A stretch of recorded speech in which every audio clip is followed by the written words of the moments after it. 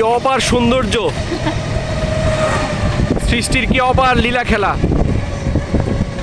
আহা কি সুন্দর।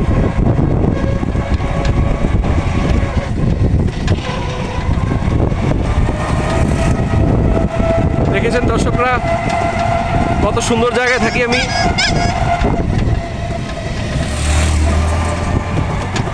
এই যে বিকালবেলা এখানে সবাই ফুচকা খায়।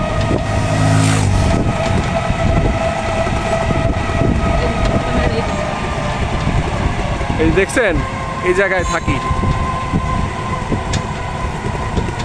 কুমিল্লার গিঞ্জি যানজট ছেড়ে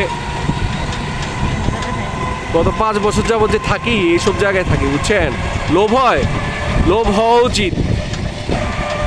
শান্তিময় জায়গা, অক্সিজেনের কোনো অভাব নাই নাকি ভাই? অভাব আছে অক্সিজেনের? কোনো অভাব নাই।